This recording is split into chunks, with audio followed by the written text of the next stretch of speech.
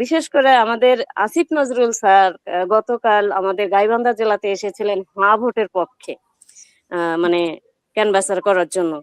তো যাই হোক, উনি যে ব্যবহারটা এখানে এসে করেছেন, আমরা কোনো অনুষ্ঠানে গিয়ে দেখি নাই যে প্রধান অতিথি স্টেজে উঠেই বক্তব্য দেন এবং তারই বক্তব্যে অনুষ্ঠানটা শেষ হয়। আমরা ওখানে শহীদ পরিবার ছিলাম, আহত পরিবার ছিল, যারা হাত পা হারিয়েছে তারা ছিল।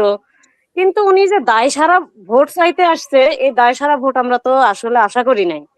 উনি একজন উপদেষ্টা, আমাদের ডিসি স্যার ওখানে উপস্থিত ছিলেন।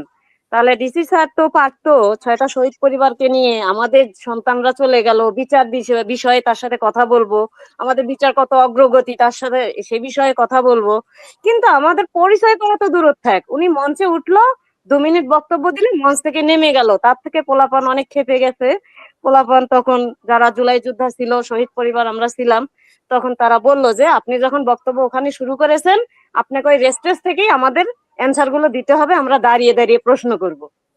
কিন্তু আসলে এমনটা অনুষ্ঠান আমরা আশা করিনি। একজন উপদেষ্টা, উনি এত প্রোগ্রামে যদি অ্যাটেন্ড করে থাকেন, কাহিন উপদেষ্টা, আসলে এমনি তো বিচার নিয়ে তার কোনো অনেক তালবাহানা চলতেছে, তে উনি আমাদের কাছে আসলো, তাহলে আমরা বিচার বিষয়ে একটা কথা বলার সুযোগ পেলাম না, শহীদ পরিবারের সাথে উনি পরিচিত হলো না। কিন্তু উনি উনি যে উপদেষ্টাটা হয়েছিলেন, আমাদের সন্তানদের রক্তের উপর দিয়েই তো উপদেষ্টাটা হয়েছিলেন। কিন্তু গাইবান্ধার মাটিতে পা রাখার কারণে গাইবান্ধার 6টা শহীদ পরিবার মাত্র, তার সাথে দেখা করার সুযোগ ওনার হয়নি। লাস্টে ভুয়া ভুয়া স্লোগান দিয়ে পোলাপান বের করে দিছে ওনাকে, যে আর এই উপদেষ্টার দরকার নেই, যার বিচারই কোনো যারা জুলাই আন্দোলনে শহীদ হয়েছে, সে জুলাই আন্দোলনের শহীদদের বিচার এবং হাদি হত্যার বিচার নিয়ে যখন 2জন পোলাপান এই প্রশ্ন করলো, তখন উনি বক্তব্য দেওয়া বাদ দিয়ে উনি রেস্টেজ থেকে নেমে গেলেন। তা আসলে একজন উপদেষ্টার কাছে কি আমাদের এইটুকু আশা ছিল যে আমরা ওখানে উপস্থিত থাকলাম, ডিসি স্যারও আমাদের মূল্যায়ন করলেন না, এমনকি উপদেষ্টা আমাদের মূল্যায়ন করলেন না?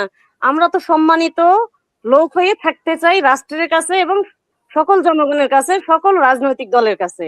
কারণ আমরা কোনো দলের না, আমাদের সন্তানরা দেশের জন্য জীবন দিয়ে গেছে। এই দেশের জন্য জীবন দিয়ে গেছে, আজকে বিএনপিও রাস্তা থেকে ঘরে ফিরছে মনে করেন, আজকে সুন্দরভাবে তারা জীবন যাপন করতেছে। আজকে জামাতে ইসলাম তারাও কত হেনস্থার শিকার হয়েছে, তারাও কিন্তু আলেম ওলামা কত লোকজন মুক্তি পেয়েছে। ঠিক এরকম আজকে এনসিপি গঠন করছে নতুন রাজনৈতিক দল, এই যে একটা স্বাধীনতা পেলো, তাহলে সেই লোকদেরকেই যদি মূল্যায়ন করা না হয়, তাহলে আমাদের সন্তানরা তো জীবন দিয়ে সব বৃথায় চলে গেল।